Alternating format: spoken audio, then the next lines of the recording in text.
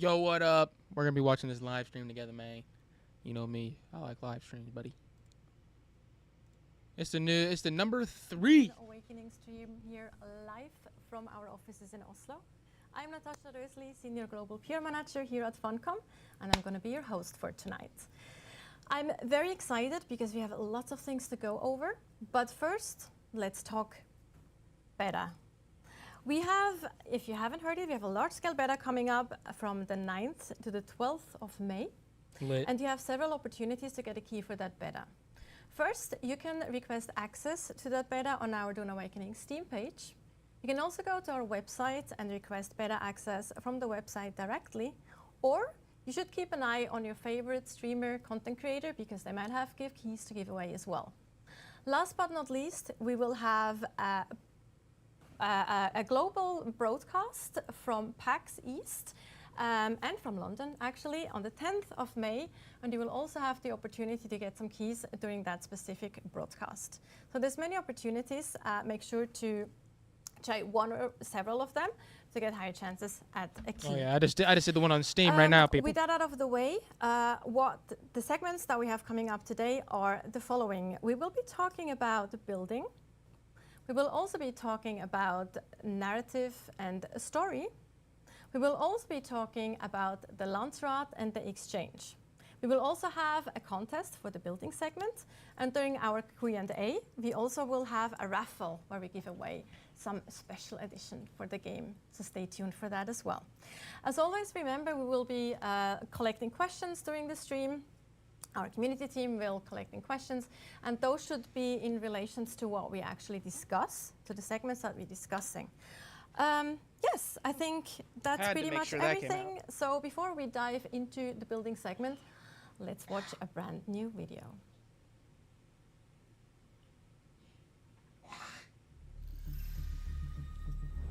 So gross. Sorry about that, people.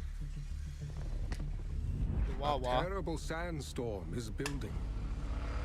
The only hope for survival is to take shelter, and quickly. On Arrakis, exposure to the raw, unbridled elements is death. Man. It just looks super good, walls brother. alone will not save you from the maelstrom. You need power and the engineering of Cho to raise a protective shield against the storm. Without such protection, even the strongest walls will erode and fail in time. Really? As will anything left in the open. Damn. Your exposed vehicle is beyond repair. But a lesson is learned. But a lesson is learned. You need better protection against the dangers of Arrakis. It's time to upgrade your base. Base construction and expansion can be done alone or together with others. With Solido projections, building as a group is easy. To further customize your base, you must align yourself with one of the warring great houses, displaying your allegiance through their unique architecture. Oh, I'm definitely going The Harkonnen, I Atreides think. welcome your aid. Swear your fealty to the Atreides and rise to greatness on Arrakis. Okay. Your base serves as a reflection of both your influence and your allegiance to a faction. The safety provided by your base allows you to craft powerful new tools, technologies, and vehicles. Here we are crafting a ground car. Once each part of your vehicle is assembled, you can install modules to enhance its specialization further and customize its appearance. Oh yeah, that's awesome. By aligning with the Atreides, you have earned the option to craft their faction-specific ground car. Sector window alert. A large sandstorm is approaching. On the horizon, another sandstorm approaches. But this time, you are prepared. Sandstorm. Your base is equipped with powerful shields for protection, and a custom-built garage that will keep all your vehicles safe from the raging storm. The shields are vital, but they come with a cost. With a construction of this size, the Emperor demands a tax to keep your base running. Really? You're gonna tax us? Oh, no. You will construct crazy. grand bases. And in Dune Awakening, you will have the option to share them with others if you choose. Building copied. All your creations can be recorded as blueprints. These can be shared with allies, or even bought and sold on the exchange. Anyone holding a blueprint can instantly Fire. place a projection of the entire building and Fire. construct an exact copy for themselves. Dune Awakening's building system allows for limitless creativity. Build your foundations strong, for your walls must stand against the unfathomable forces of Arrakis. That is wild. Your Arrakis.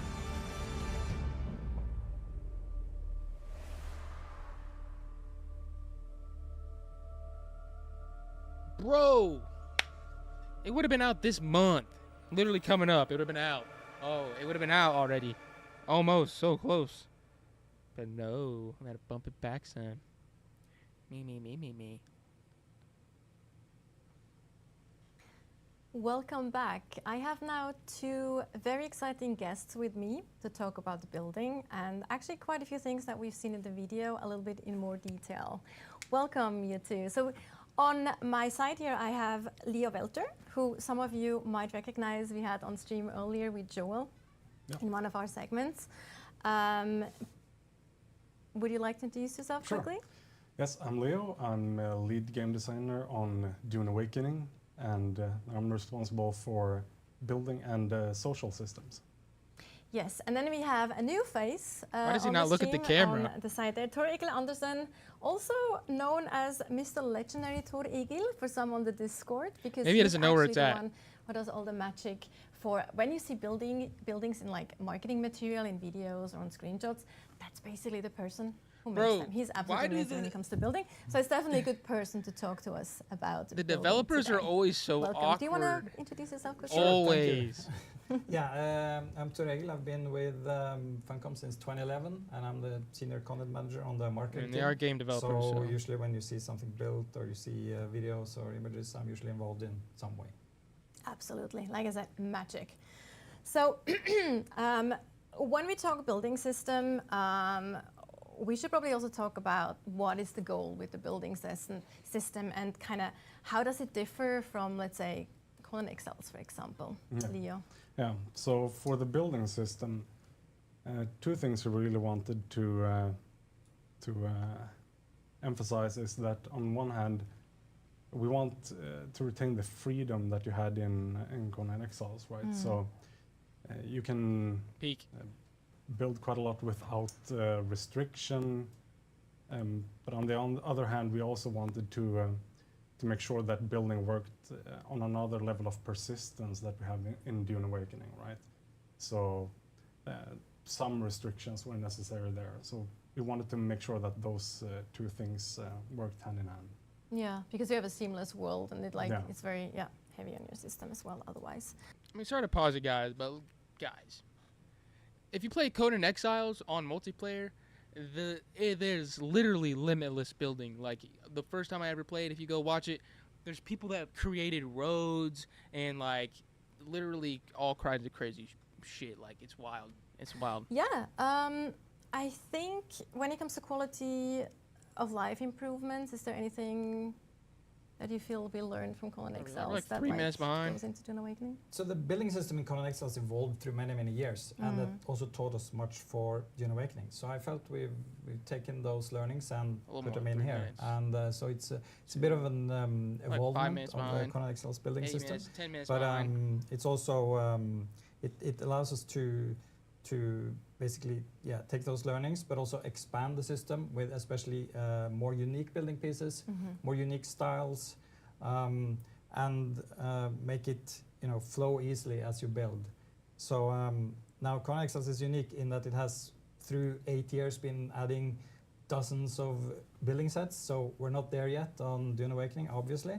But we have 4 at launch, and we're going to keep adding, as we go on.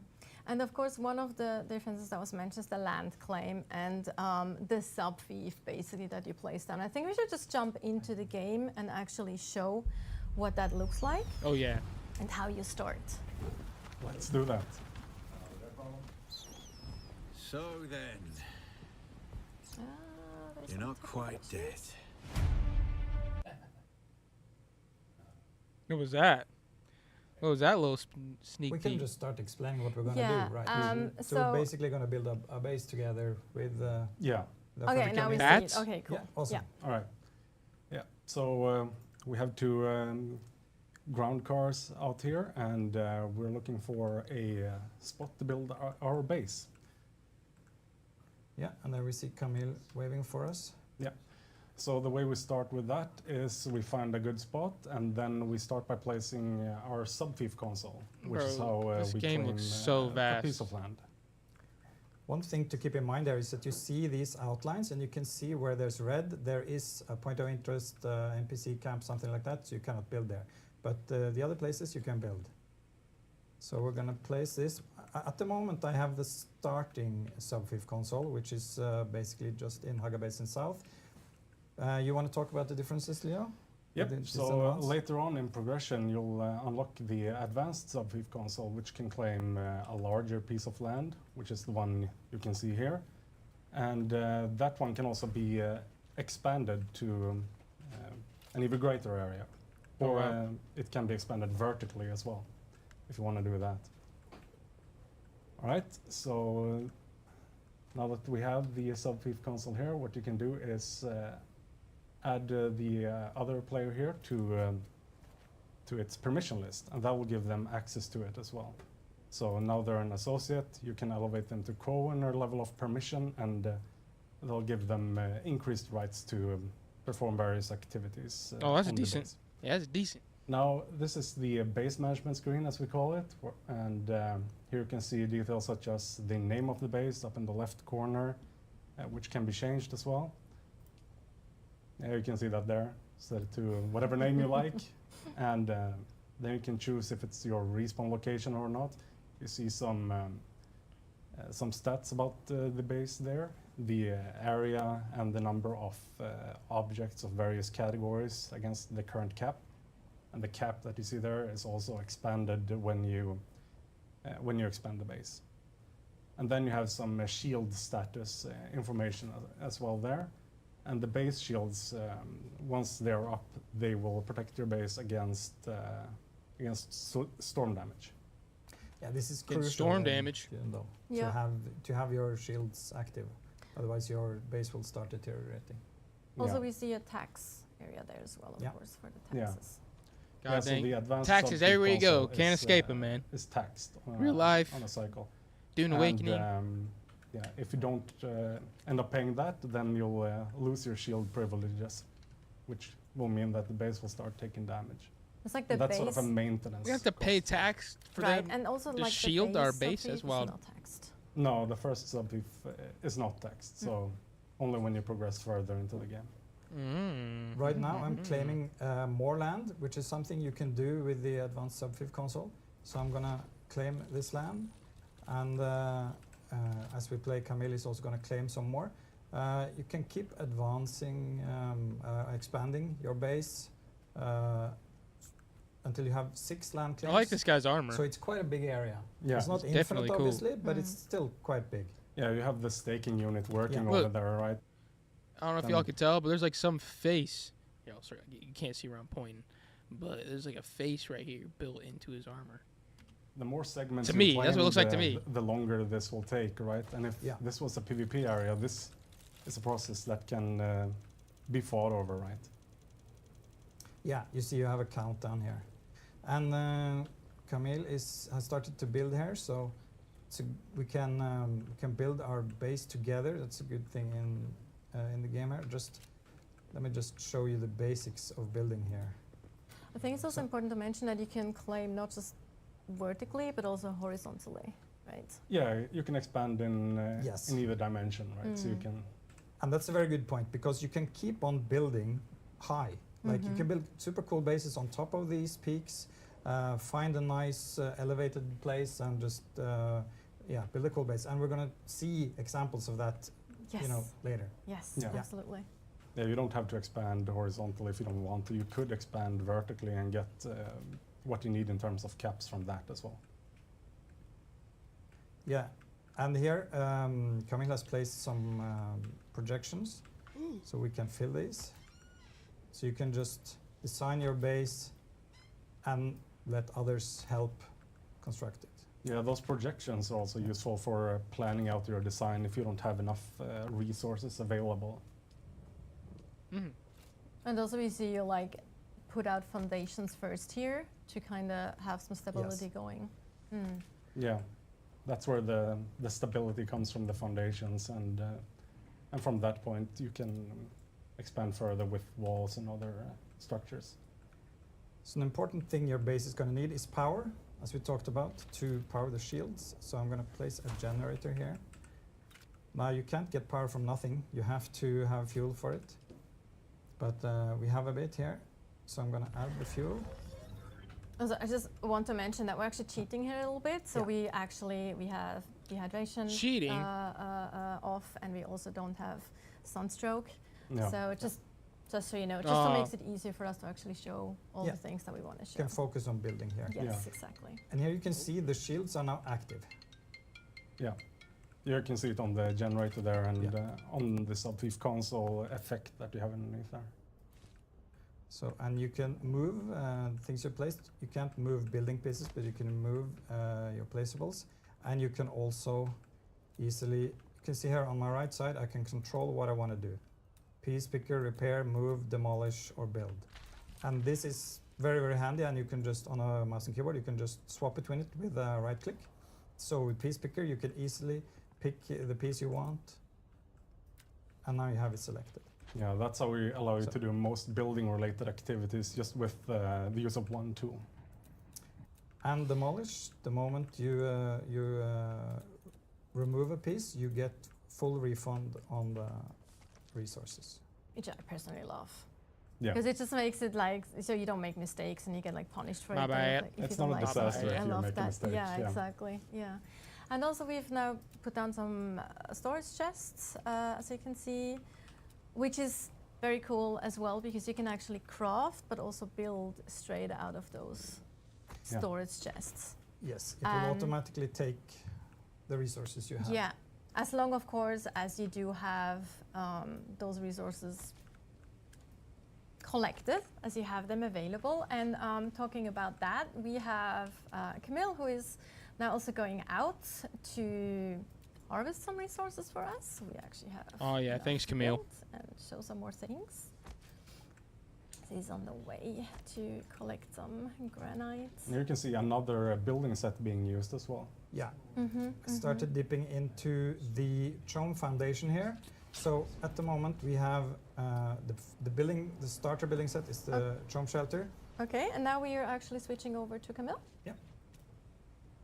Yes, so we actually do see him Hey, shout out to Camille. driving Giving us the those mining resources. buggy. Out looking for some resources. Yes. So let's see what we find.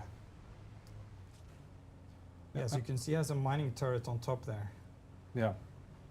So this is a more advanced version of mining, right? So you can drive around. You're looking for some resource node or some wreck that you want to mine from. And once you find something you like this node here, you can just jump into the turret and mine it for some resources. And this is a lot more And mine it for some. effective than doing it on foot. Oh. He's doing it on his own now, but of course you can do it with a friend, so one Yeah. can drive and the other one can actually can use the Yeah. turret. Oh, yeah, sure. that's fire. It goes way faster. And it's missing a bit there. You need to back up. Yeah. Yeah. Yeah, So this is cool if you have one driver and one miner. yeah, it's So easier it's- than yeah. yeah, Yeah. exactly. Yeah. So that makes it a bit easier, but There we it go. is. It's possible with just one efficient. person. Yes, it's more efficient. You get more material that way as well. Yeah. So you mine some carbon here.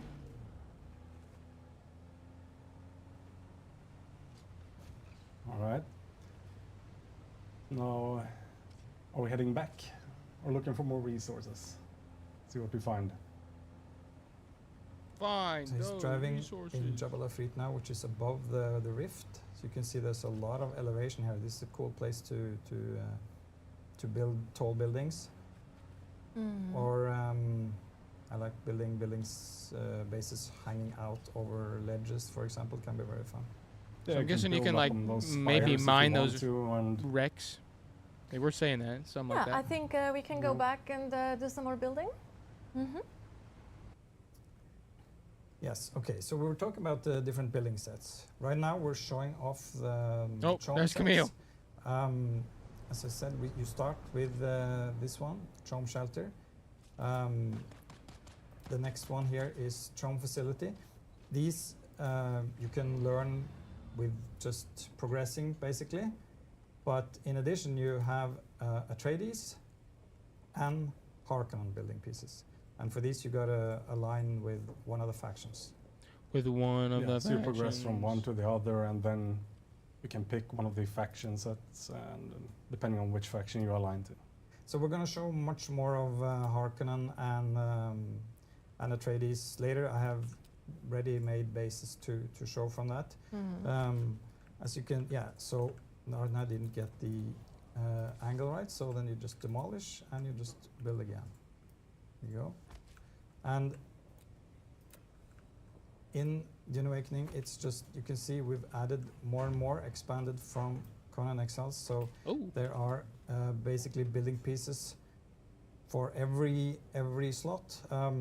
If you have a hole in your building, there is a piece for it. I'll be right back. Y'all keep watching, man. So you actually expanded on the type Yes. of pieces that you can have while building. Yeah, there are quite a lot for of piece Conan Exiles. varieties. Yes. Yeah. So I quite like, for example, the half height. So you have half height walls. This will work well with the roofs, because some of them are not just flat. They are they build up, one half height. So you can see here. Let's see. One more. There. There you go. So you have basically a piece for every slot. You may also note that if you're familiar with Exile's building, that the building pieces here are quite a bit bigger. Yes. Yeah. That really helps with repetition. If you're building a base and you feel that the pieces just keep repeating and it becomes a bit boring, with the bigger pieces you get less of that. So it's more visually interesting. Yeah, and it also helps when you're building a huge base, because you want to accommodate the vehicles that we see there, or Yes. even bigger vehicles that we have. So right now I'm just mixing and matching a little bit here. So here you can see the second tier has different colors. The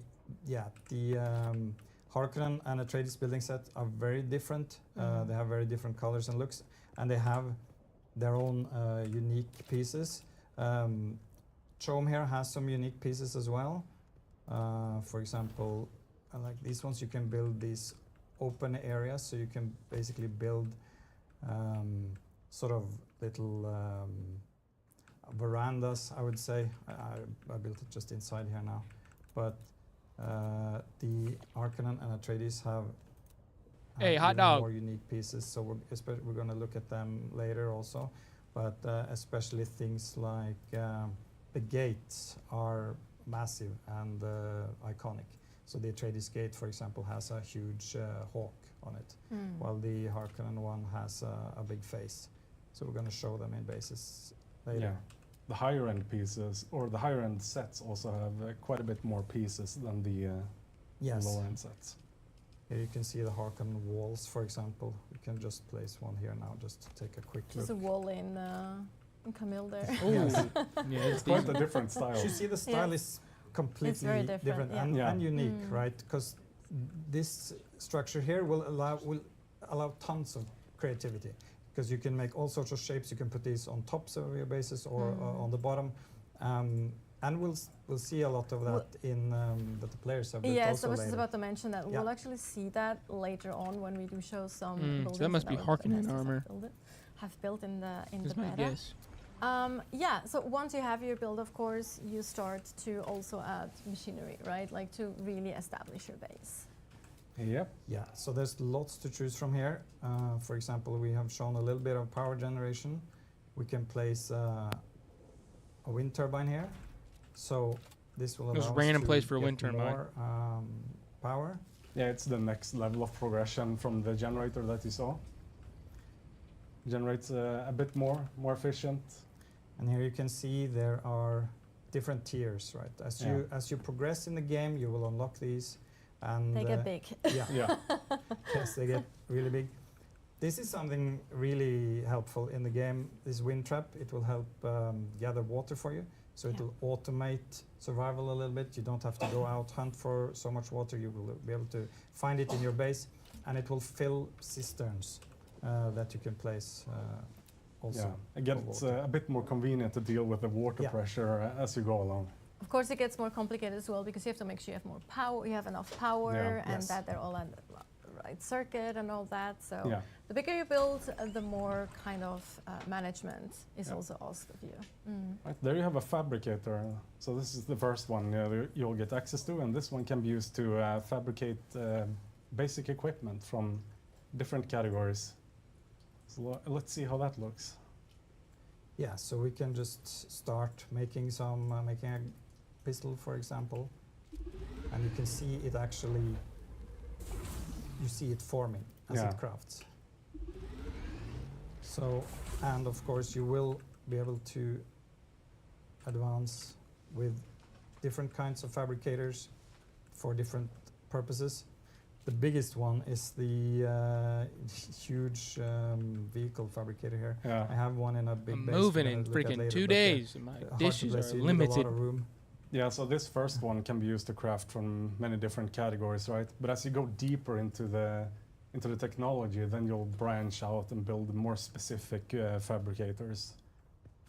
For example, this one specialized for garments, and then you have other ones for weapons or vehicles, as you saw. And as you craft, you're going to need more and more resources. So there are refineries, and for example, here we have spice refineries. Place one of them. The biggest one of them is gigantic. So you see Now you ran out of power. I went over my power limit, so now we need more power generation. So these are things you got to keep in mind as you build and as you expand. You see that information on the sub-thief as well. You can actually Yes. check how much power is needed, and Yeah. You can always go in here and see how you're doing. And you can refuel all your generators from here. So if you have a huge base, lots of land claimed, you have wind turbines all over the place, you can refuel them from this one. very Yeah. convenient. Yeah. Another thing that I love too is the fact that I think I briefly mentioned it earlier as well, that you can craft from those storages that you have directly. Another thing I really love though is the fact that you can actually move those chests without having to empty them first, Yeah. which is something that I really appreciate. That makes it a lot more personally. convenient if you want Yeah. to rearrange your base. You don't Yes, have to exactly. move items out of your chests before you move them. It's a little quality of life thing that It makes helps such a a lot. huge difference. Yeah, absolutely. So here, place the next tier of wind trap. As long as you have a shielded base, all your placeables, your decorations, all your utilities, they are also shielded. So even if they are on the roof, they have protection. We talked about So- the different building sets, of course. You mentioned factions and things that we have for right now. And from what I understand, we will also have, after release, we also have Twitch drops that will be giving you some new pieces. Not we want to spoil any more details about that, but there's opportunities for people I can to say get I've been new looking sets. at them recently. And they look very nice. amazing, don't Yes, they? Yeah, genuinely. okay. Which is a bit mean that we're saying that now without showing them, but they are actually They're not looking far off, very though. cool. You know, they're Very gonna cool. come. No, it's not that far off. That's true. We'll see that's them true. soon, right? Yes, absolutely, 100%. So I'm personally very excited about that too, and it looks very cool. That specific set. In addition to building pieces, there's a lot of decorations, obviously. Right now, you can see decorations here from both Chom, Atreides, and Harkonnen. We're going to show bases with rooms decorated with these soon, so don't worry, you're going to see them all placed out. You can have wall decorations, carpets. So yeah, there's lots to look forward to here. Yeah, a unique and just remember the pieces will keep on coming. Yes. All right. Do we want to talk a little bit about copying bases? Yeah, let's Yeah, do let's that. do that. So in my inventory, I have a base copied already that I built before, and it is here. So it's in this replicator. So here you can see a base I've built, and as long as you have this item and you have enough land claim, you can now place out the projection of this base. Yeah, so the way this works is that you can craft one of those Solido replicators, and with that you can then copy a design of a previous base and place it somewhere else. Or you can sell it to someone or Yeah, give it we to someone actually, else. yes, we actually Whatever talked you wanna about do that with as it. well in one of the later segments. Exactly. Actually something that's very So here you important. can see me placing the base I was just previewing. So first you gotta try and adjust it to find a spot, and once you place it, you can then confirm. So now it is placed. Now I cannot see it anymore, but the moment I build my building tool up, I put it here. Now I can see the outline You of this see the base, outlines, yeah. and I can start filling in the pieces. Now, even if I copied it and I placed it out, you still need to place out the building pieces. Like you don't get them for free, right? You have to craft your base. Yeah. And this base is basically, the idea of it is that it's a forward operating base that could be very handy for the deep desert, because it has several places for shielded ornithopters, and basically a core structure that has a lot of room for crafting machines and stuff like that. We can actually show that because we have a video prepared for what it actually looks like once you have it completely built again. Yes. Yeah, that'll save you a lot of time And each there week. it is. Yeah. Yeah. And there it is. I mean, that's a That's a great looking that's base. Torgil magic right Yeah. there. Yeah. So it gives you an opportunity to see like all the things that you can do. You have like those different doors here that you can actually just fly in or drive through without having to open and close, even though they're like kind of you can't go in there if you Those don't have permission. pentashields there. Pentashields, exactly. You also see the big wind traps on the side. Those are actually Wind turbines. wind turbines. Yeah. Yes. And so here's the interesting part. You can build creatively just for beauty's sake, or you can build very, efficiently and just make a box. That's up to you. And here I've sort of combined it a bit. I made it reasonably concise, square-shaped to be easier to place out. And but still, I've added a little bit of flourish here. You can see especially the Atreides pieces, the wings, which is a unique Atreides feature here, and the gate you see there. But it's of course functional for the deep desert with the ornithopters. Good and you have access room for them. points, exactly, on the roof. And also like they lend itself really well to like kind of mirror like buildings, those specific pieces, which is very and cool. you see those pentashields there, they fully protect you against the shields and protect against the storms. Yes. And they protect the vehicles against the storm damage as well. So just make sure you have enough power and you'll be all right. Yeah. Okay, so we can actually now switch again and check out some other faction buildings. Yes. So right now we've moved a little bit. I just got to get out of the sand here. I see the worm is prowling. That's dangerous. Yes, I'm close enough to land here. You would But that's close to the sand though, not gonna lie. Yeah. So It's risky. yep. So here I built a base with the two different chome sets. So we're gonna get a better look at it. I'm gonna fly up and stuff later, but you can see a little bit of an outline here. You can see some banners, things like that. Buggy entrance here, and pentashield protects it. So we're gonna head in. A lot of machinery going on there as well. Yeah. Refinery there. Little picnic table in the middle, I like it. And here we have a nice resting area. So here we have chome decorations. Sorry, which everyone. I really I just didn't like. want you to hear my The walls noodle here, slurping. Bed. And you can you know, really, if you that Very wasn't what you 70s, say. isn't it? Like a little bit, or is it? Yeah, 70s. yeah, you could say Yeah. that. Mm. Bit of a vibe. Yeah. quite like the bookshelves. I was here. freaking hungry, man. So What you am I see, supposed to do? like, even if Dune Awakening is, it focuses on survival. You have to beware of the sandworm, the sandstorms. You can still do things like this. You can still be creative. You can still build if that's what you want to do. And here I'm playing around with elevation here inside, and you see that as we get outside also. You gotta chill sometimes too, like. You Yeah, gotta exactly. enjoy your spiced tea and yeah. Yes, and Pretty chill place, man. yes, because you can see there's lots of cutlery and cups and nice things, right? And you can just build this with your guild and have a nice time. It doesn't all have to be about was that? maximizing profits and fighting.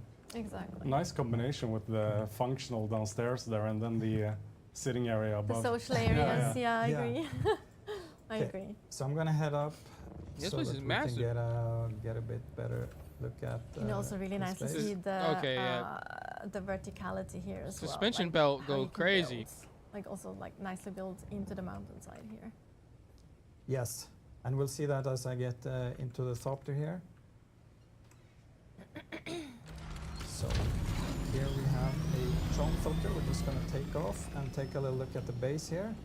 So here you can see the combination of the two chom sets. Yeah, that's great. That's a decent base, man. you The see- more sandy color for the Decent. basic one, and then the white one Yeah, for the advanced. and they kind of I feel they really fit in with Dune here. The Yeah. style of them, Making use of the verticality here in this Yes. limited space, right?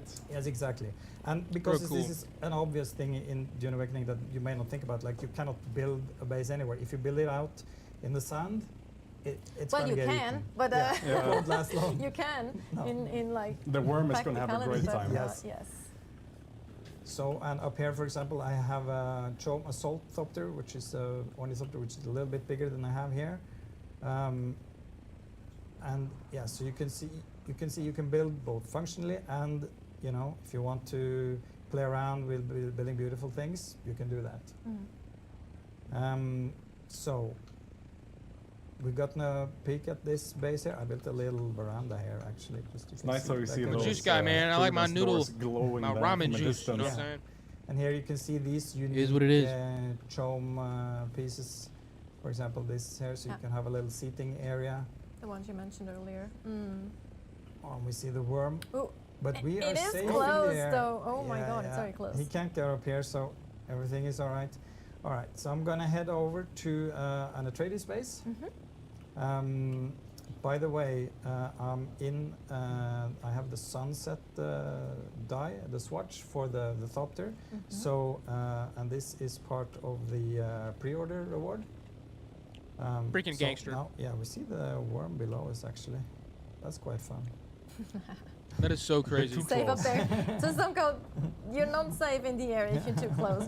Just we mentioned that just now. That's like, cool. That's a cool If you get into the beta, you touch. can test how close you can get with the Ornithopter to the Yeah. storm before, to the worm before it's. So our Thopter here Well, has it'll come a out, couple of eat the modules. hot It has a thorn- boost, so I can The fly Thopter? faster. The clue there here is not to overheat. And I have a scanner. You can just scan a little bit and then reveals resources Ore and stuff up there. as you go. You can see Bro, here, yeah, this it's game quite is gonna be decent on so this. good. So we're just flying towards the shield wall. Like, I don't know if I it's just built like a the big ramen Atreides hitting me, base up here. man. But Yeah. This is gonna be a good right game. Now, this is a trade post we see in front of us. So this is an important location for players because you can find trainers here. You can trade. You can find contracts. All sorts of things. It's a hub for activities Yeah. in the region, right? Yeah. On our right here we have Vermilius Gap, and on our left we have Misatril and the Udam, and then we have the shield wall up here. So now you can actually see, my base here coming into view. All the way up there. Built a big Jeez Atreides Louise. base here. This is using all 6 land claim areas. So this is basically, it's filling out. Big as you can maybe get a it. little bit bigger, but not a lot. So I mean, that man. and here you can really see the that verticality. motherfucker big. You can see I built along the cliff here, and you can see the Atreides wings. So these jut out.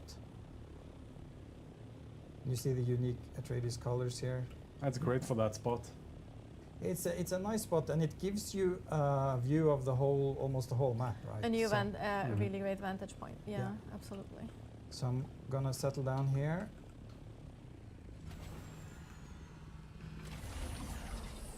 So just a quick look at, here you can see the Atreides pieces as they have been used, and these are Really unique. big. They're They very have big unique too. walls, these wings, everything is unique here. So in the base here, for example, here I have the biggest vehicle fabricator right here. So it's a huge platform. Some water storage there as well, I see. Yeah. Large water tanks. And here the Atreides assault ornithopter with rocket pods there. So Oh yeah, that and was way I'm bigger. just I'm gonna show you a little bit around this space. Actually, I want to show the front of it a little bit to show off the gate, because the Atreides gate I really love. I just want to take a quick look at it here from this side as well, because the hawk of the Atreides gate is really, it's both creative and sort of majestic. Cool here. Just want to see how much You can they're still see- going or not. Well, I prefer the Harkonnen, just saying. But, Yeah, we're gonna show off another Harkonnen base soon also. But I've been promising you some looks great. decorations, so we're gonna take a look at them. So You I'm just still gonna- see the combination of the functional there as well, with the Yes. the wind traps and the turbines. you can see the creativity here too, or Yeah. like the eye for building as well, because some people might just stack them next to each other somewhere down in the basement. Yeah. And here we have like, well, obviously not the. You're lucky Tor Egil here isn't in the competition, right? That'd be Well, tough. there's some pretty good. There you go. We could contestants do there. that. Yeah, we could do Yeah. that for the future though. Like Mhm. meet Tor Maybe. Eagle. That'd be Yeah. something. So here Oh, I've this is decorated an Atreides room. It's using both Atreides decorations and the Caladan Palace set. Right, the one that you get when you pre-order. Yes, you get it in the Mm. Ultimate Edition. Mm-hmm.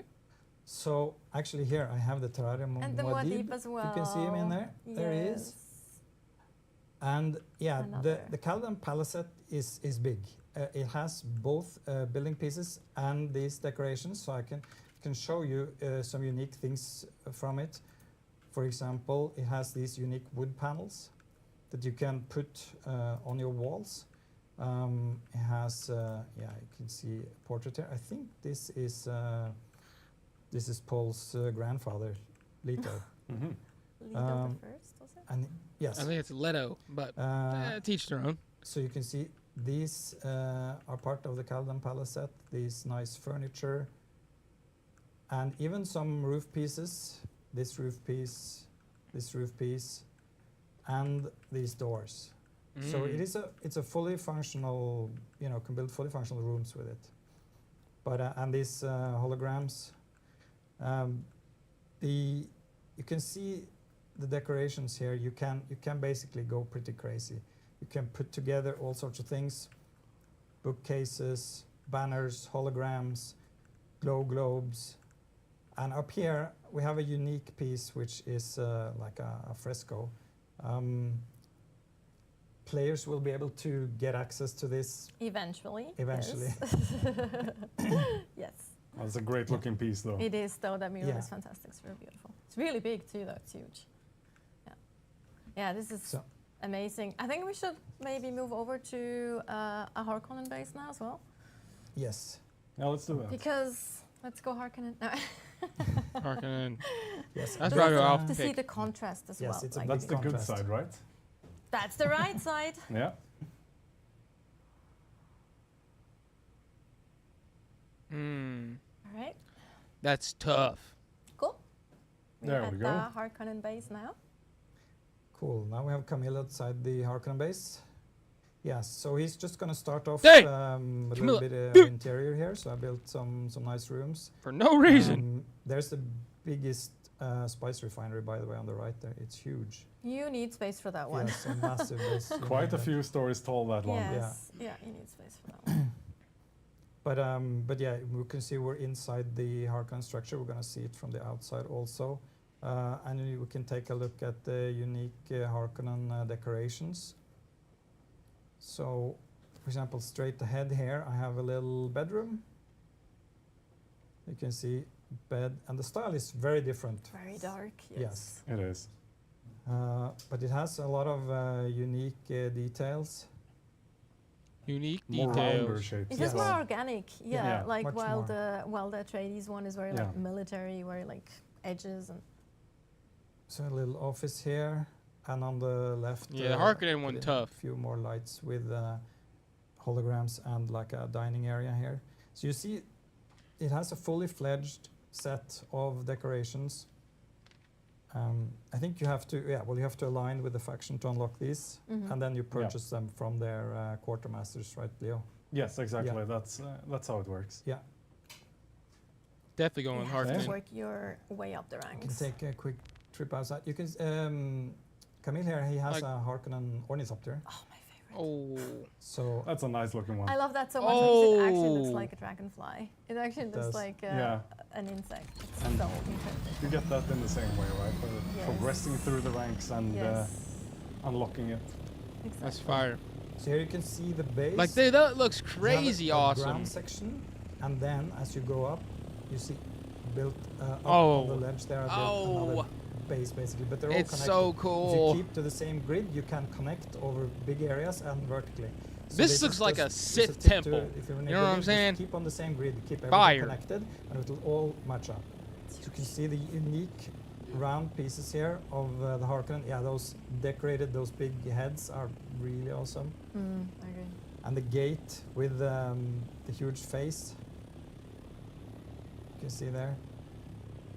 Yeah, this is an amazing looking base. It is though. Like The it's first time I huge. saw it, I could hardly believe it. Yeah, but also it's like it's so much bigger than it looks from here because Yeah. you're like really outside in the ornithopter and it's actually So good. Yeah. really massive. It's so Super good. massive. But this shows you can really be creative here, Yes. find a cool place, start building, and especially if you get into building, if you get a bit, experienced, you can do this in not too long. Like if you have the resources, I can build this in maybe a day and maybe a little bit more, but Yeah. you can build it quite Yeah, a quickly. day really when you take don't it have over here. when this Experienced is as your well, yeah. I job. have built, Yeah, and okay. it has helped building, dozens of cities in Conan Exiles. Exactly. Yeah. But it's still, it's a thrill always to build in Dune Awakening. Bro, Talking this will about take me creativity, a week. we have probably. actually done a call to action in our internal beta, and we asked some of our, or like everyone really, we asked everyone in the beta to send us their builds, their buildings. So we're gonna do a contest now where Twitch chat, unfortunately, our bot is not working on YouTube for whatever reason. We apologize for that, but Twitch can vote. We will show you. We picked 5 of our favorites that were submitted, Okay, and okay. we will let you vote in chat. The first prize will get a Ultimate Edition For Dune free? Awakening, and the 4 runner-ups will all get a Deluxe Edition. Decent. That's decent. That's cool, for real. Wait, what was that? Sorry. What just happened? Yes. So that's So mine that's again. base There we go. number A. There we So go. There we go. Oh, so yeah, now we go. that's Now we have it. decent. So if you want to vote, you do exclamation mark A, B, C, D, or E in chat. And then you vote for that specific building. But A is obviously, not bad. A is not wait bad. until we see all of them and then start voting. Here we have a Harkonnen style base. And it's huge. Yeah. So you can see the round shapes. It's This is amazing. I Just captured- this view is really I fantastic. captured this video yesterday, and there's lots of cool bases here, and they're really big. And just a thing to point out here, the servers Still are so going. full of bases. You see them everywhere basically. So it's really awesome to see how much people are building. Also, Yeah. I just wanted to mention that we have actually mostly judged by the look from the outside, plus also accessibility, how it will kind of work in the setup and everything, how it was built in the terrain, because we didn't really have as much. What is it called? We didn't. Focus on Focus interior. that much on interior because not everyone had access to those. So we apologize for that in advance, and we definitely have more opportunities. Oh, submission down the line. B. So here we have another Atreides space. Yeah, and Submission That's B dope here has design. built along a wall similar to what I did for the Atreides base. You can Yes. get like a really nice view, like overhanging the edge. And yeah, it's pretty big also this. And you can see the unique Atreides pieces. It's really cool to see how creative the players are. And Absolutely. and as, you know, Okay, after okay. launch, we'll just see more and more of it. Also That this was like one, something to be on a That's a great Coruscant. looking one. point, Yeah. a fantastic point as well to choose for your Coruscant building because it apartment. has such an amazing view from up there. Yeah. And this is showing how you can use even the Beautiful. angular pieces to make a bit that? more organic shapes on a larger scale, right? It's not Corban. Which they clearly have done here. Coruscant. In this base, they've actually combined a little bit of Harkonnen with Atreides. Oh yeah? Yeah, which is possible if Yeah, that's you- cool. if The you, whole- If you Like, betray so you can one, Yeah. actually. go in Yeah. there. Hmm. Yeah. But yeah, this fire. is built in the Udam, so it's a very creative Oh, region there. That's Also, a this fortress. Obviously, maybe Fortress of Solitude. hard to tell which faction this is for. Yeah.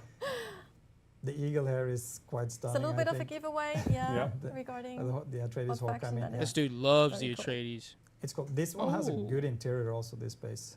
So I Yes. did a capture here going up, showing off a little bit. No, here. yeah, that's You see fire. that a little Some bit. great balconies here too. The Yeah. fortress. That's what I would It's just call a it. really great usage of the space Oh. as well. And here you have another Harkonnen one. Yeah, the Yeah, that's huge what- garage there, it looks Yeah. like. Yeah, as well. massive garage. That's really nice. flythopters in Yeah. there. That's It's great. like you can actually fit the carrier into that one. This is Yeah. built in the very corner of the shield wall, and there you can see a really nice interior there. I was gonna choose. It, Like, yeah, it's personally- a huge base. The tower is staggeringly tall. It's either A or Oh, yeah. C for me. Mm-hmm. For And me. this is, Oh my remember, god. if you just increase your base, the land size vertically, you can keep on building up. So, as I mentioned, we have Oh, yeah, actually people are going chosen C. Yeah, 5 baby. that we See where it's showed at. you now, It's but cool. we also want to show you some of the honorable mentions that we really liked 25 as well, votes. but they didn't make it We into locked in. the top 5. Oh, This is fantastic as the well. pineapple It's house. very creative. Very Pineapple. spiky. yeah. Motherfucking Also, there was a SpongeBob. little thing that I think SpongeBob on Ignacio wanted to Arrakis. put on this is like, is this the there we go. Yeah, Favorite there we go. pizza topping. It's okay. That's great. You didn't have to roast them like that. Perfect. Favorite pizza topping. There is no discussion. He said, "Hey, Oh, look Pineapple at balls on that. pizza. Yeah, this this is- is really cool it- too. Oh, Very wow. creative. It's built with Atreides pillar foundations to make this sort of lattice work here. I It's love very that. creative. I love that a lot. as Just a well. bit of a cage Yes. feeling Yeah, to it. it shows you Yeah. can just go nuts if you want to. And The this one, of scorpion. course. Oh, wow. Like The scorpion. Yes. that is dope." It's Yeah. just absolutely crazy. Like, It's really That's cool. very Like, creative. and Yeah. that's like the beta testers. Imagine once the game. Oh, they releases even got the and we claws have, on there like, too. Yeah, That's that's fire. incredible. I don't know why people That's play fire. it, but it's like I just can't wait. To Hey see man, the what little shack. That's what I'm gonna be things will starting create. out in I right mean, there. this is just- That's it's gonna look This just one like here that. is a dedicated toilet. Oh, never mind. Yes. Never So I mind. did take a photo of myself there. He bogus. He bogus for that. That's amazing. So That's Love it. nice for the passerby, Oh. right? Yeah. yes. The sand. And then a worm. little homage to Shai Hulud, obviously. Also absolutely fantastic, so Shai-Hulud. creative. Yeah, it's really cool. After being eaten too many times. Yeah, I know. It's Please just not like, again. I'll build a statue. It's like a Effigy. prayer thing. It's Yeah. like if I'm. effigy to All right, Shai so Hulud. we are closing the poll in a few seconds, and it seems we have a clear winner. See, I'm telling you. Actually. See, baby. Yeah. how we do So it around looks here. like. It's definitely seed. Let's There's no see. way it's Do you not. have the He was, I results? think he was I wonder Big who C, it baby. is. 46% for option C. Can we show that again? Oh, Maybe? wow. That's the pineapple. Yeah, so C is the base built in Udam. This There, one. There we we go. go. Yes. Congratulations Nice. to option Yeah, that's C, like- who That's a won base right It's there, really man. an ultimate edition of Dune Awakening. And everyone else in those top 5, like the 4 runner-ups, will get a deluxe edition as well. So thank you so much. For and free, also that's we have decent. a surprise for the honorable mentions. They will all get a standard edition as well. Ooh. Plus a little surprise for everyone in the beta who has submitted a build who didn't make it into the stream. We have a little surprise for you as well. More on that in the Discord, though. There will be a message for you. I'm not in that Discord. I'm also not in the beta. Small so- comment on the winner there. It was a lot of decorated interiors also, so Yes. that base had the builder had really put effort in here. Yes, I'm actually, I mean, obviously, I'm a little bit sad that we couldn't put more weight on interior design, but it was just not fair to the ones who didn't have those unlocked. So we couldn't really do that. Again, as I mentioned, you'll have more opportunities, but some of the interior designs that we saw in the submissions are absolutely mind-blowing, and maybe we will probably have, I would assume, I'm an we will interior have a kinda guy, post so sometime you know down me. the line where we show those buildings a little bit more and also like show some of the interior design. I think that would be very cool. But yes, I think we can wrap up the building segment here. Leo and Torikil, thank you so very much for being here and talk to us about crafting next? building. And we are going into the next segment, Or is that which is Landsraad? story and narrative. Ooh, And okay. for that, we actually gonna watch another trailer first. Love me a good trailer. And now she's staring at me weirdly. Oh, it was this one from earlier. Bro, can you actually get a pet bat? Sun bat. I've never seen bats that fly in the You're not freaking quite dead. desert. In the Great daytime. plots are afoot in the Imperium. And the currents of intrigue run deeply. You will go to Arrakis as our agent. You have one task. Find the Fremen. Wake the sleeper.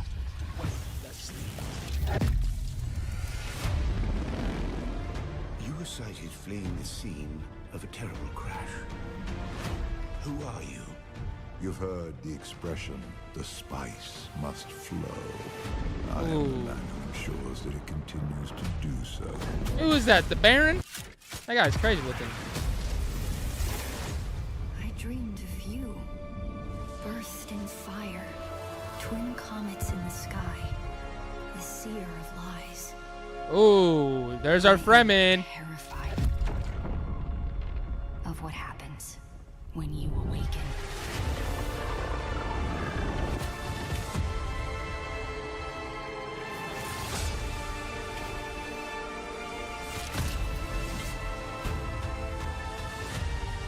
We've all lost our way.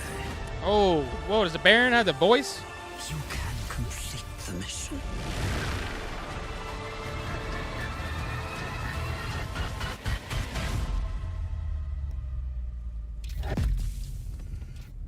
Every person carries their past with them. Who are you?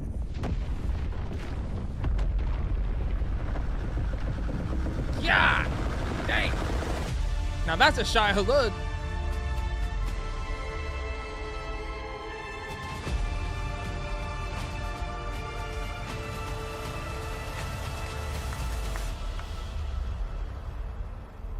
Fire.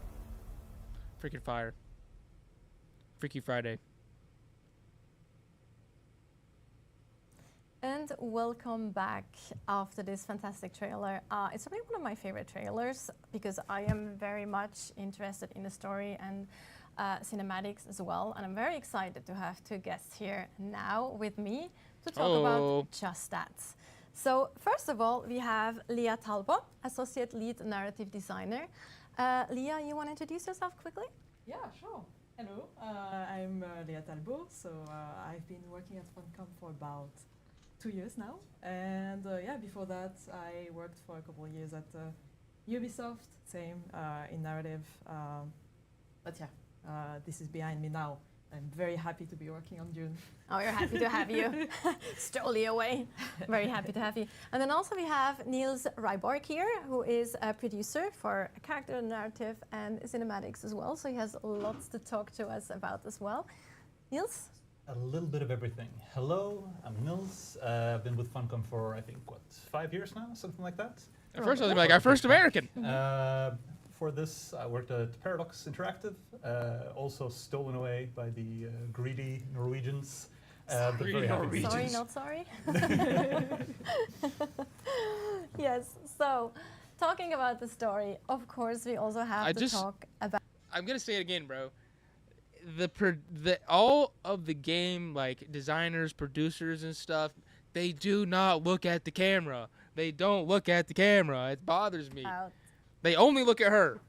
She looks at us. The alternative timeline. Yes, and it's a little bit of a edge to walk. It's a bit of a balance for us, of course, because we want to talk about story and narrative, but also we don't want to spoil anything. That would be a shame. But Leah, talk to us about the alternate timeline.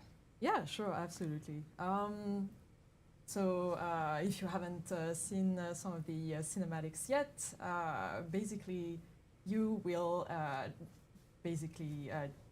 be exploring the universe of Dune as you already know it. However, as opposed to the story of the books Frenchie. or The movies goddamn that Frenchie. you all already know, I like French this accents. version of the Dune universe is a bit different because of one big... A little bit. Just a tad. Just a little bit. A little bit different. Oh, yes, a little bit different because of one major event, one choice that Jessica made to bear a daughter instead of a boy. Oh. So there is no Paul in this timeline of ours. That's crazy. So this, in turn, I wonder if you'll meet her. Jessica to be rewarded with training as a truth-sayer by the Bene Gesserit, the order to which she belongs. And this knowledge has allowed her to see through Dr. Yue's deception, and this is how the Atreides were warned ahead of time of what was going to happen, and they managed to survive the battle of Arrakeen. Oh. So in our timeline, Duke Leto is alive, the Atreides are still around, and the Harkonnen as well, because they are not giving up on Arrakis. They are very set on claiming the planet back. And this is basically where we start up in the game. We are stuck in a universe where those two houses are still embroiled in a long war, a very long conflict. And this is basically where we are launching the players. So you'll be meeting a lot of the characters that you already know. Some of them are still alive, like, I don't know, Peter de Vries, who wasn't killed at the beginning of the story. Minor spoiler. Very minor. But no, I mean, I the don't know whole what to say about that. Harkonnen house is around, so well. So there's a lot of characters that you can actually meet that Yeah. might not be around otherwise. That's But also there was a specific decision why we actually did that, right? Maybe Niels, you can comment on that? Yeah, absolutely. So really everything with this alternate timeline is built around the idea that we need to get some kind of player agency into the game, right? So people familiar with the books or with the movies know that Paul, inevitably becomes the Kwisatz Haderach. He gains the ability to see the future as it's going to unfold. And for people who are fans of the later books, they know how he also kind of gets trapped in the future. He cannot fully change it. He simply knows that it's going to happen, right? Now, in any video game, it should be a little bit more about the player and a little bit less about, the big kind of main story person who isn't you. Hero. It would kind of suck he's if not all really the a hero. decisions that you go in and try and make don't really amount to anything because everything is already predetermined, right? So getting rid of Paul gives us the ability to have a story that is actually more dynamic. Suddenly, I like it. It's cool. Who you ally yourself with and the people you choose to help or not to help, it can all kind of have an actual real impact on the story, right? And it's been really interesting because it's also kind of changed how we work with the just with the IP holders, for instance, right? So we work with the Herbert estate, of course, to kind of go through everything story related, make sure everything's signed off and happy. But our conversations, due to this choice, become much more frequently about like what are the natural consequences of the world that's been created from Paul not existing, as opposed to just being like, hey, is this in the book? Yes, no. So it's been more dynamic, much more lively, which has been a really exciting way of working with an IP. It's also nice that we got that stamp of approval from the Herberts as well, right? So not people got to say like, well, they just did whatever they wanted, which is not the case really, because we did kind of throw it back as well, and there is reasons for that change that are very important for the game as a whole. Yeah, I mean, it's exciting, right? To kind of get in and delve into the world where, like Leah was mentioning, right? Like we've got characters like Peter DeVries or Duncan Idaho who are still around. You know, they're not dead. Spoiler. No, they already spoiled that. They already spoiled that Duncan Idaho is in the game still. In our version of the game. I'm pretty sure he's right there. I'm pretty sure we're looking at him right now. That's just my guess. Also, talking about meeting people that you know, you do not necessarily have to know the Dune universe, right? Like, you can still jump into the game and it will still be interesting. Bro, if you haven't watched Dune and Dune 2, just go watch it before you play the game. It's worth it. I'd even say go watch The Prophecy with all Ben and Gesserit stuff. Watch it. Just watch all of it. Just go binge it all right now. Obviously, right freaking now. Stop watching this. Fans out there, go over there and start doing that. Pay very close attention to the lore. Obviously, writing something, an alternate timeline, is not basically a creative license to do whatever we want. So we stay faithful to Frank's books in particular, but for the whole, to the whole canon in general. And for the newcomers, the people who don't know Dune, who maybe just only watched the movie when it came out, this is a game that they can perfectly pick up, no problem. We introduce a lot of the concepts ourselves, obviously, when they become relevant. Otherwise, the player will just get to explore the world and learn about all those things by themselves.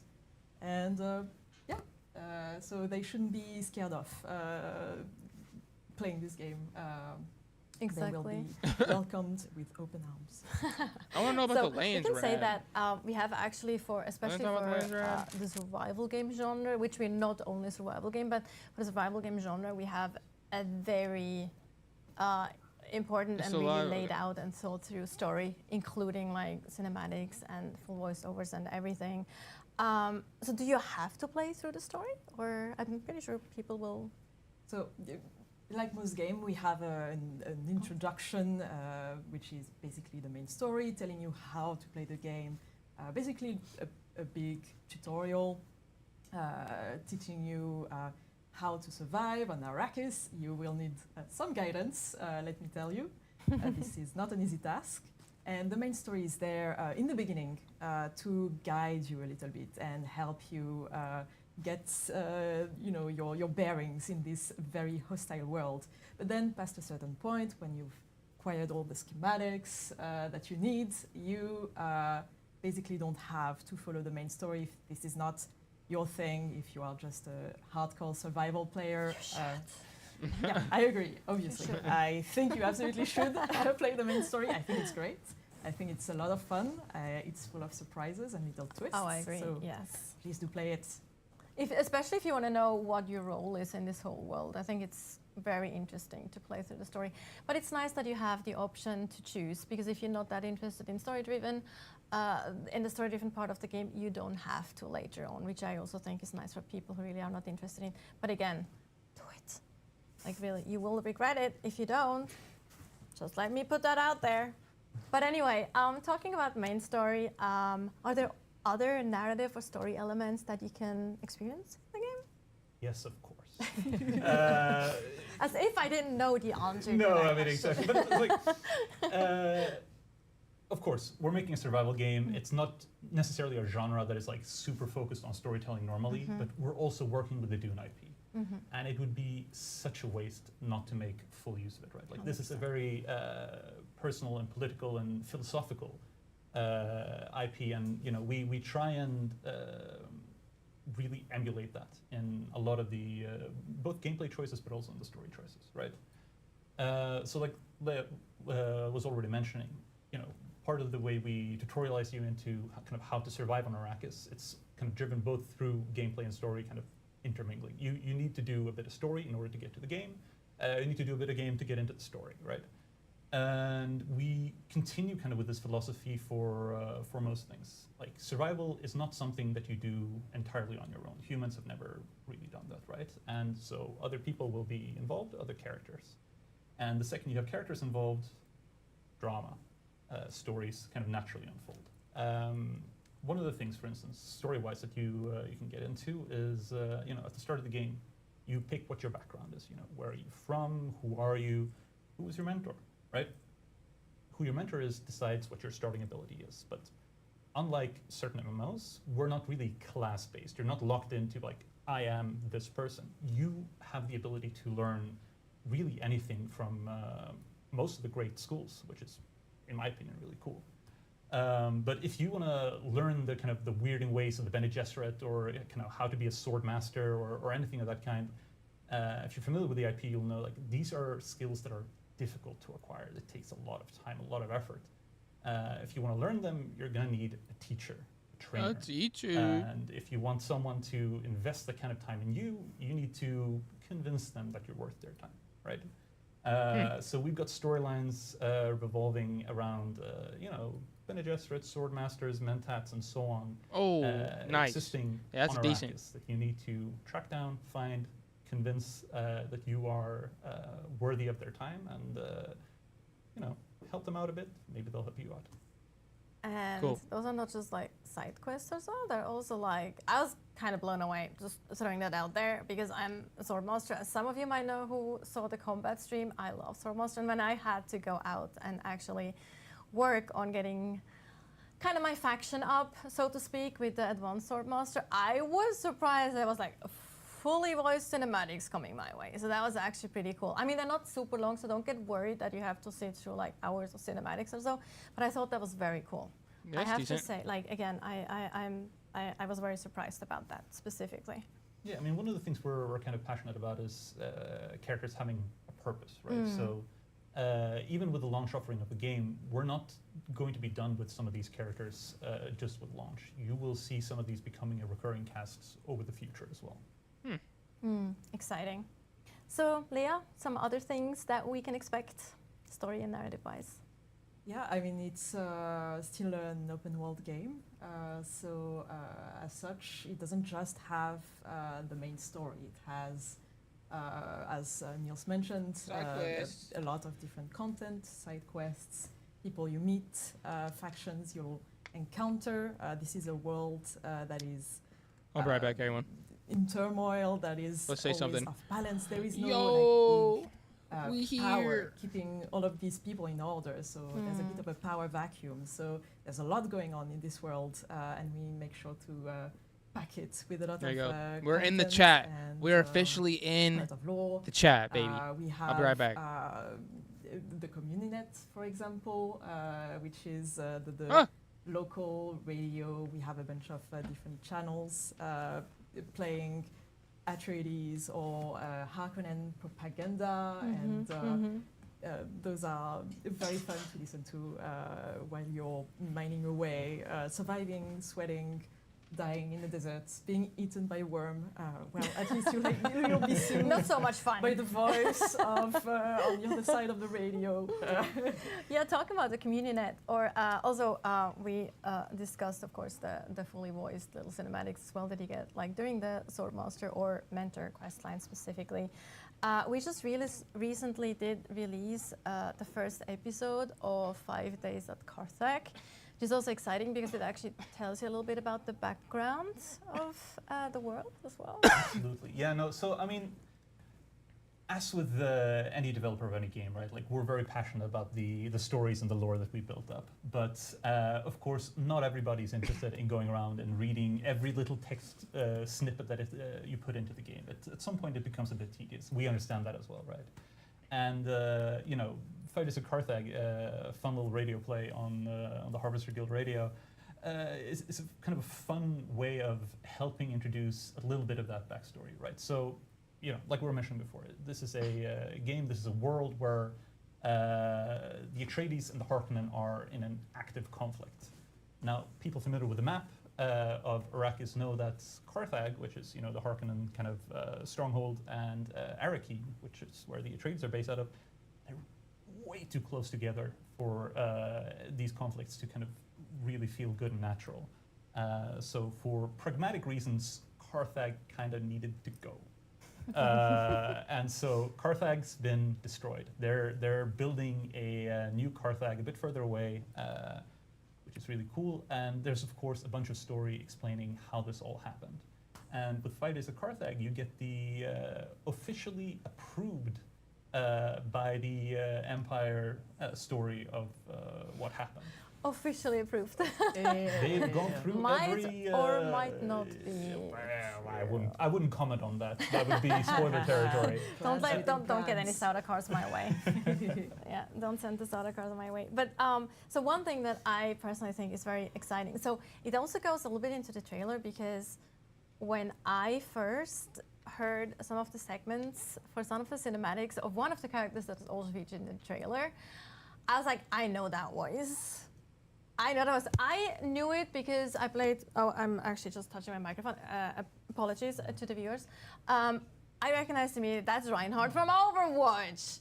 And then I saw also, like, when we actually released the story trailer, there were so many comments on YouTube as well. Like, that's what is his name, Valkyrian or something?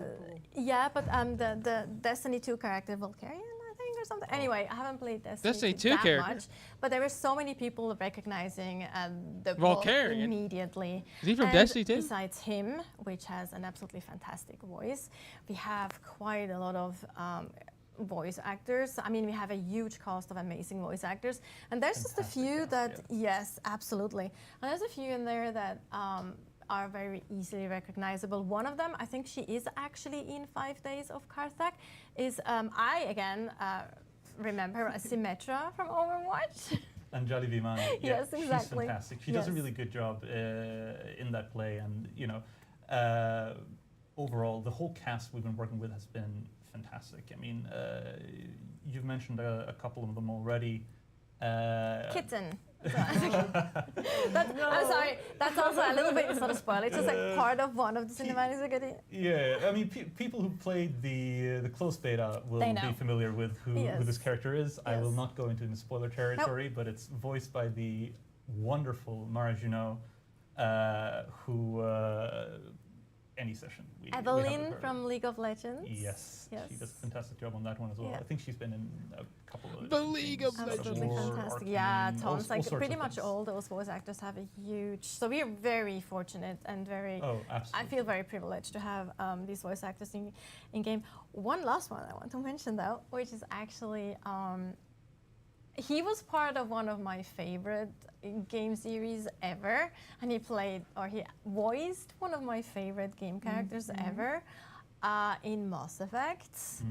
Garrus. Someone must be dropping off. Yes. Ronan Keener, he's fantastic. Again, I'm not going to spoil anything. No, please but, don't. People who are a fan of the Atreides will get very well acquainted with his character. Yes. I think someone might be willing to spoil a bit more. I'm looking over at Leia if she wants to. Yes, because when you come to like one of the first trade posts, you there's a really cool cinematics. I don't want to spoil that either. But there's a very cool little cinematic between an Atreides rep and a Harkonnen rep that he might or might not be part of. Who knows? But anyway, talking about that, yeah, Leah, talk about the factions a little bit and how they. Yeah, as we've mentioned before, the Atreides and the Harkonnen are still around. They are kind of the big, iconic houses of Dune, so they had to be here, obviously. And you, as a player, had to be able to join them if you want. Of course, this is all of this is optional, but still, you can try to tip the scale a little bit in favor of one of these houses. Which again are embroiled in this long, exhausting war. It's been 10 years, so we are 10 years after the Battle of Arrakeen. That's when we start the game. So it's been quite a long time, and both houses have exhausted a lot of their resources. They are tired. They want a way out, and you're going to explore an Arrakis that's basically war-torn, that's been really shaped by this war, and you as a player You will be able to pick a side, so you won't be able to play both sides. Sorry. So, well, let's say that the choice doesn't have to be permanent if you don't want it to be, but betrayal has consequences. There and will be that's consequences. all I'm going to say about this. Yes, but I think also another thing that is probably for you as narrative designer and storytellers is very interesting, that we do have both factions still on the planet, because it gives you more time to also explore their, you know, what drives them, what are their ambitions, and also maybe that things are not always as black and white as some people might think, right, Niels?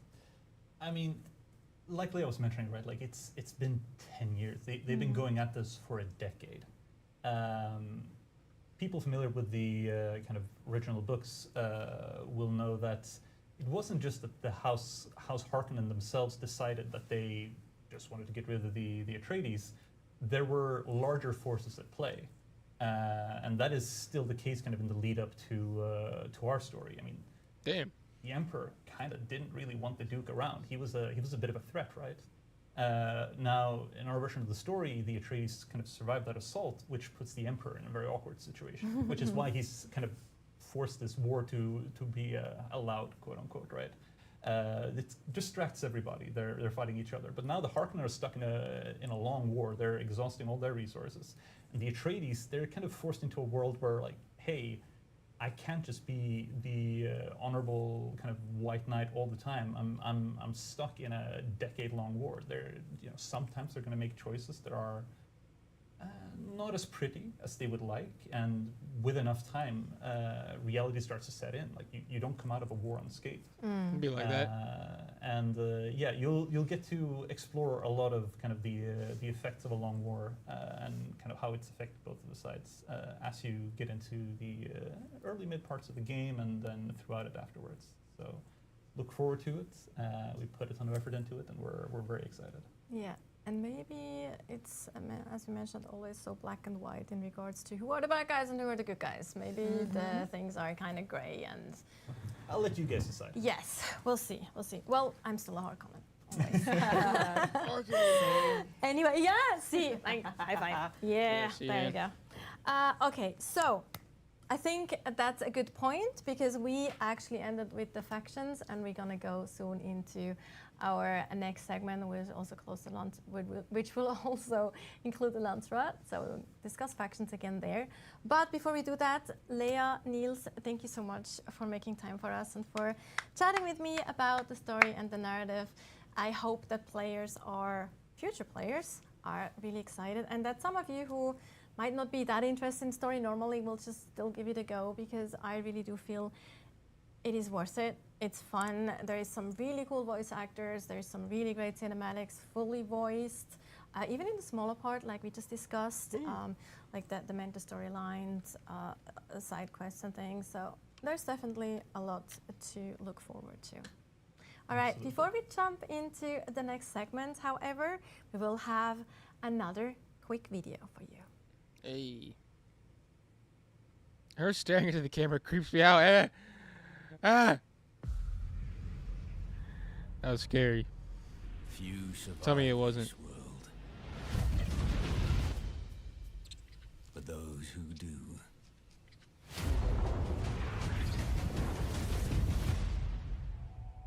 awaken.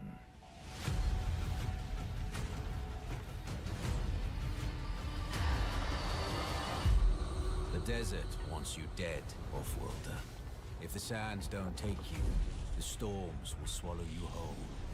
Swallow you whole. But you don't have to walk this path alone. In every danger, there is opportunity. The foundation of something greater. A power waiting to be harnessed. Desert power.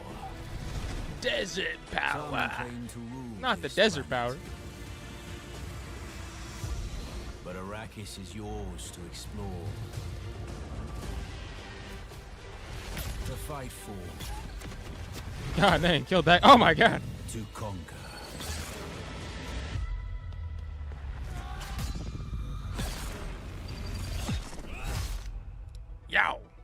Got him. But there are forces beyond even your control.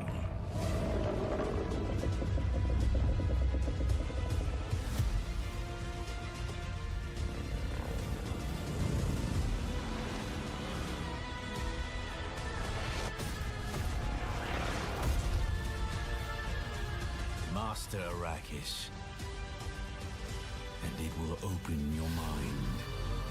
This is your path to awakening.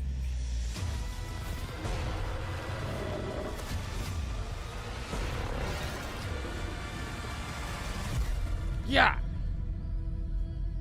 Looks good, man. It's gonna be good.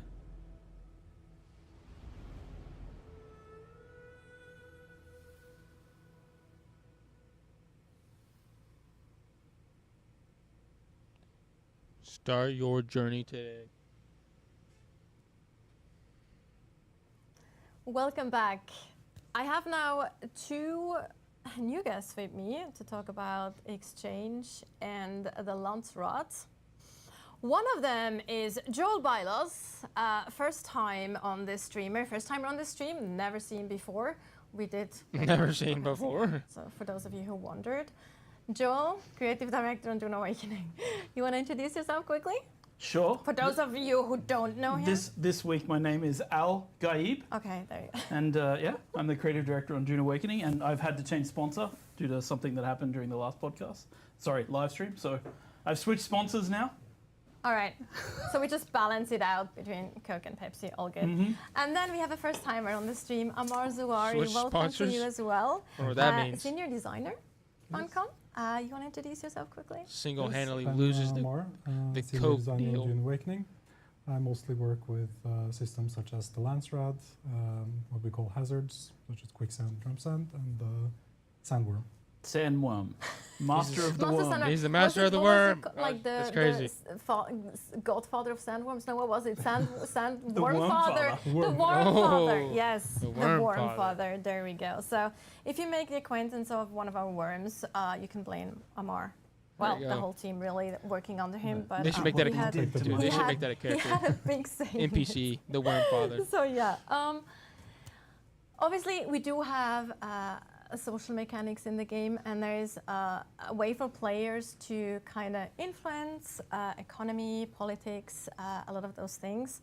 And one of the social aspects that we kind of modeled a little bit after traditional MMOs is the exchange, which is basically our auction house.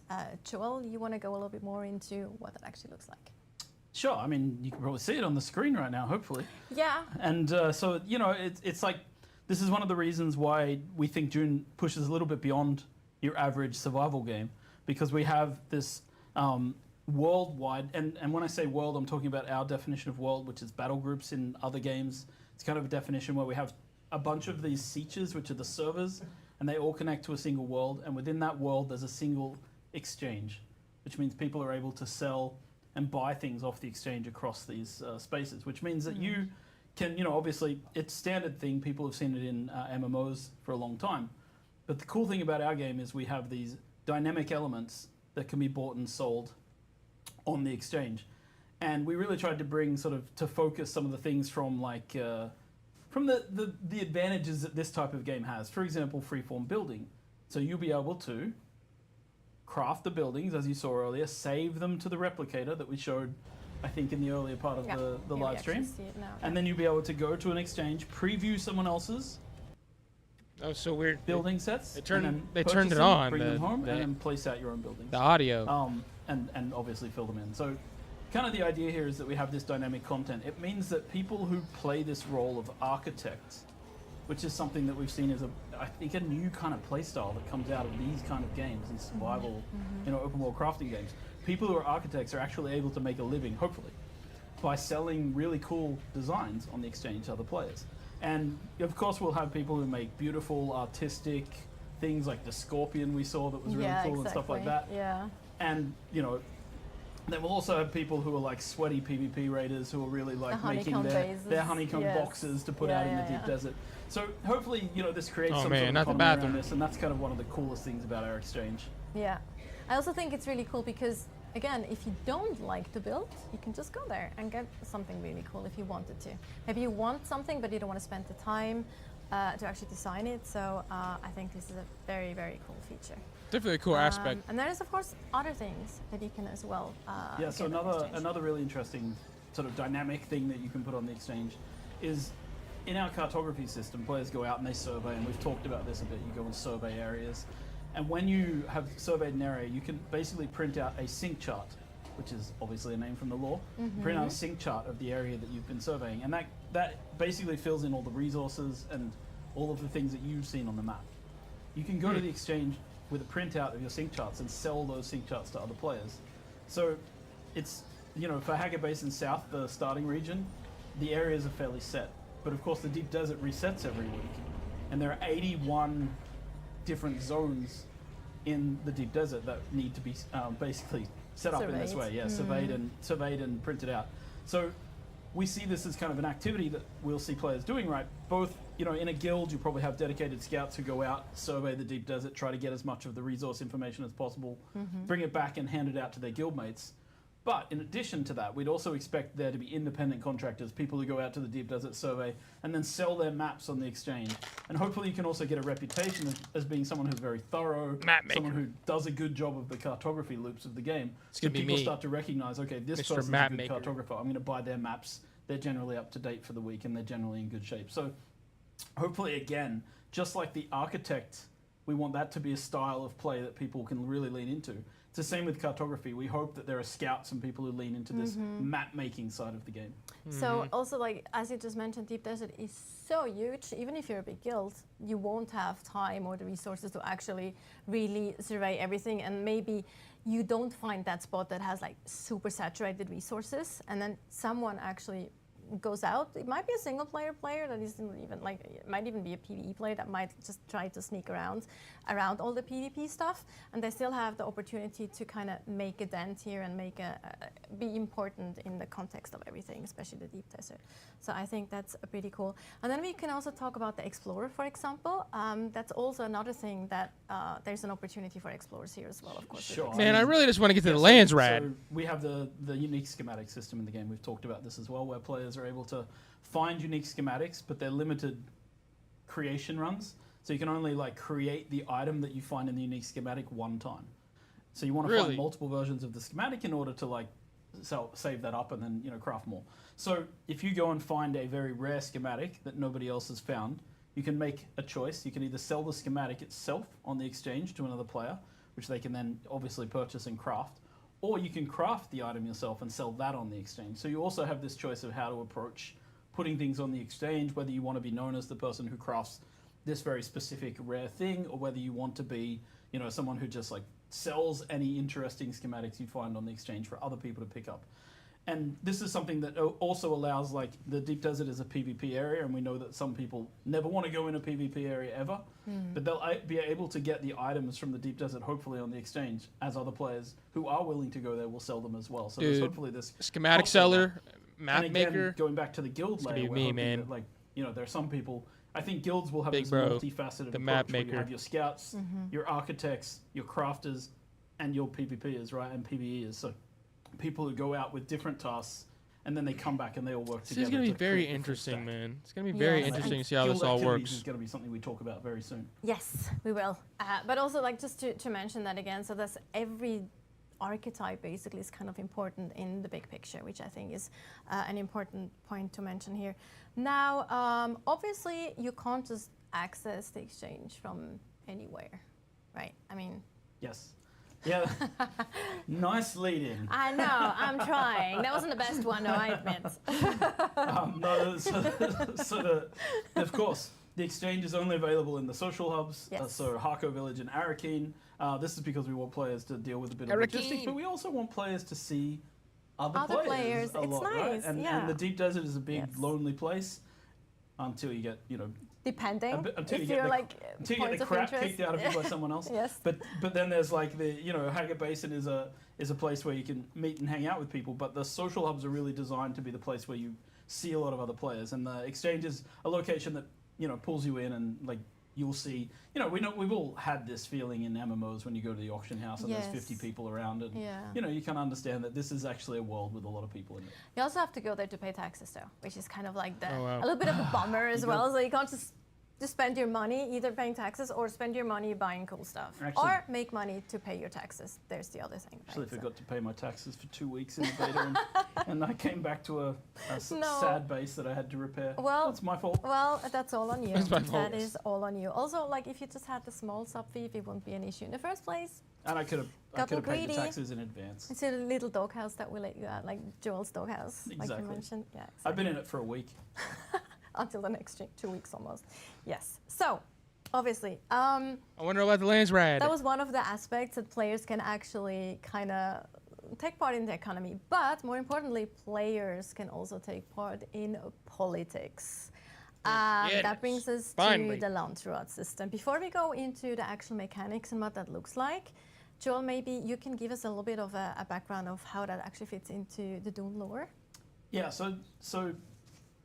The Landsraad is the High Council that deals with the Emperor in the books, right? It's kind of this political body. They have some influence on the policies of the Imperium. It's described as a political tripod with the Emperor and the Landsraad and the Spacing Guild. This is, but in our game, yes, the Landsraad have the ability to create decrees that then impact the entirety of Arrakis and affect the ongoing war. And the way that we've designed this system is that player factions, the Atreides and Harkonnen, are attempting to get votes in the Landsraad so that they can impact the overall structure of this. And so the idea here is just to really create and it is an endgame activity driver is what I call it, right? It's a way of creating a system where people are asked to do activities to help their faction earn votes in the Landsraad. And the Landsraad then has a voting session, and Amar's going to talk a little bit more about how that all works out.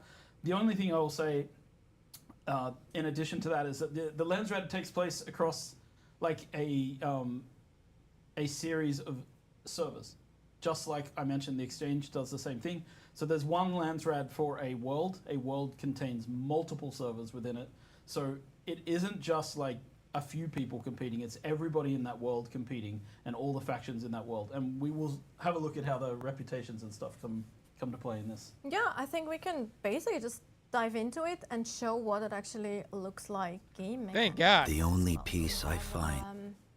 A few assets here that we can show you. Yeah, so the Landsraad week, it's a cycle that lasts a week. And to be eligible to participate, players need to align themselves to a faction and be part of a guild that is aligned to the same faction. And the week starts with players having to go out into the world and find the representatives of the 25 Landsraad houses and basically convince them to reveal their requirement for the week. And these change every week. And as you can see here, the player has found one of these representatives and can try to convince them to reveal their requirement for that week. So there's several ways to convince them to like reveal their kind of goals to you, and there's also depending on which great house that you're actually talking to, so they change those goals. Yeah, so one thing is of course doing chores for them in a way, like chores, but then you can also, there's also other ways, right, that you can convince them. You can bribe them, some of them. Straight out. Some of them are not bribable. And yeah, that will reveal their requirement for the week, and then players can immediately start completing that. And some of them, I believe, also react to your background that you chose in character creation. So they might like you more if you're from a certain background or a certain caste in the universe, and therefore they might provide more information freely. Faster as well. Absolutely. Yeah, so you get to that faster. That's cool. And the reason that you should get to that kind of, you should reveal that fast is kind of something that we're going to show after now, so we can actually kind of switch to that and show the board, kind of the Landsraad board. She said no. This is the Landsraad board, how it looks at the start of the week, where you can see there are these 25 great houses shown, but you don't know what they require you to do that week. So once you have revealed the tasks, it will tell you and your whole faction what you need to do to complete it. And of course, the earlier you do that, the more time you have as Yes. well to actually work on those. And each square on this board represents a major house of the Landsraad, and these are the representatives that you're looking for in the world. Yeah, and if you don't manage to reveal over time, they will reveal themselves. And as you can see, there are different things they require of you. Some will require you to harvest resources or craft items such as steel suits or rapiers and deliver them.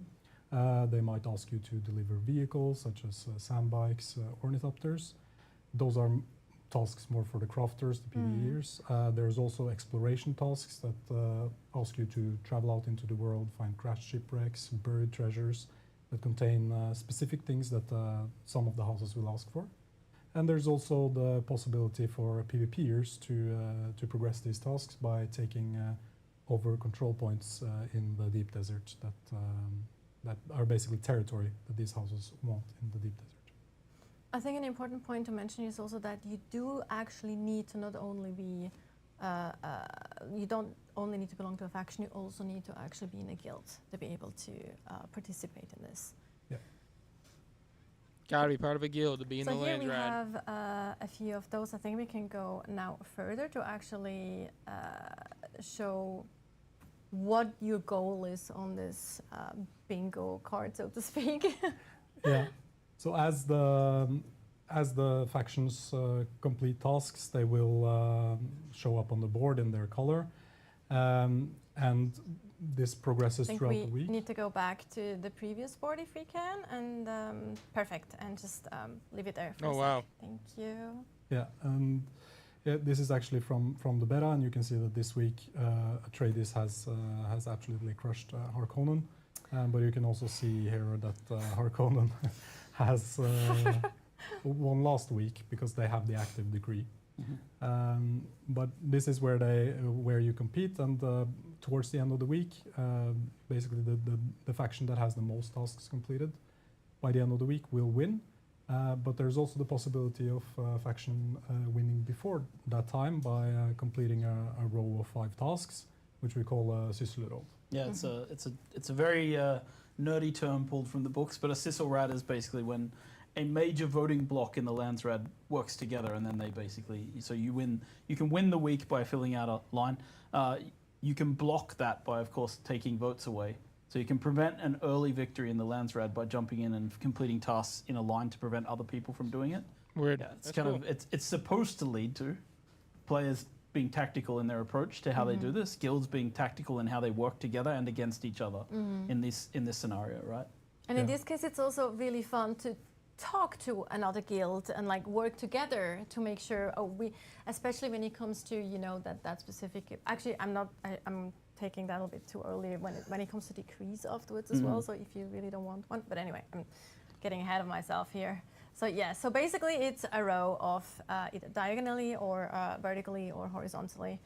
If you have all those 5, you actually win a Sysselråd, And then it ends early. But if you don't manage the row, yeah, then it is the most tasks completed. But I think this is quite interesting because it's not just a battle of effort here or anything. It's also the meta battle of blocking off the other strategy. faction. There's kind of tactics and strategy involved as well, and not only PvP. As we heard, there's like you can really contribute to this no matter what kind of player you are. If you're a crafter, if you're an explorer, there's something for you to do as well to help your faction or your guild in this case.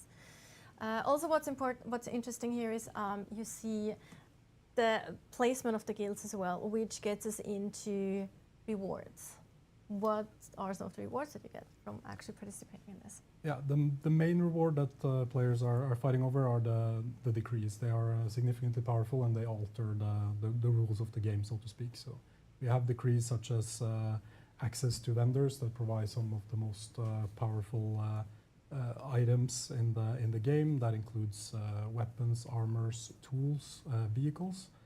It can be something as reduced crafting costs for the whole faction for the whole week, or even some more rare ones that are like the one you see on the screen now, where all items are dropped in the deep desert, basically making it a full loot PvP heaven, basically. for 1 week. Yeah.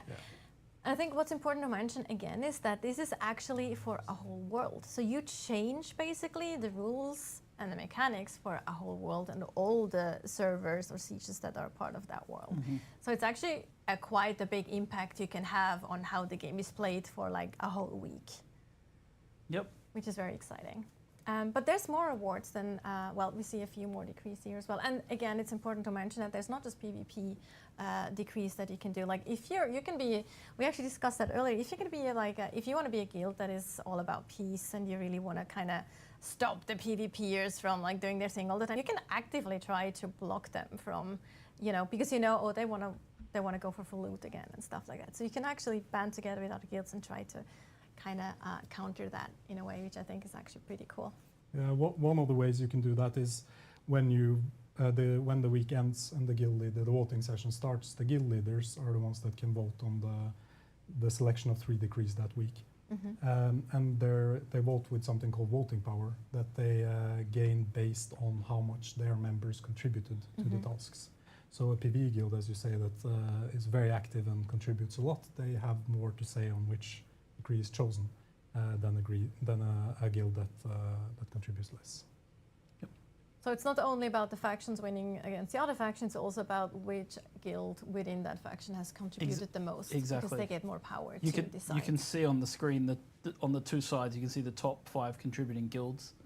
So you can sort of also, like as guilds, you can also think about how you want to climb the ranks. So particularly the Harkonnen who like to backstab and take over each other's places. Hey now. But like it's you can see the same like with the Atreides. Maybe they're a bit more noble about it, but it's about there's also competitiveness within the guilds, within the factions, as well as this competition between the factions, which is, you know... You're saying there might be backstabbing I'm in between saying there the might factions. be plans within plans. That's all I'm saying. Yeah, plans within absolutely. plans. And that's kind of the idea here, to build this system. And I want to stress that, like, when the game launches, this will be there, but it won't be as fleshed out as it will be over time, right? Because we'll continue to add more activities, more decrees, so that the game will continue to evolve with different things happening, right? Like, and that's kind of the idea. Like, when we add X, that's going to start showing up in the Landsraad as an activity that we want people to do as a part of the Landsraad. And so this is a system that I feel has like an infinite potential to continue expanding as the game expands, and that's kind of our goal as well. Especially since you don't only... All right, everyone. We've been watching this bad boy for the last 2 hours, man. I do have some things I need to roll on today. So, thanks for watching it with me, man. It was a great time. We learned a lot. And I will see you guys on the next live stream. Goodbye.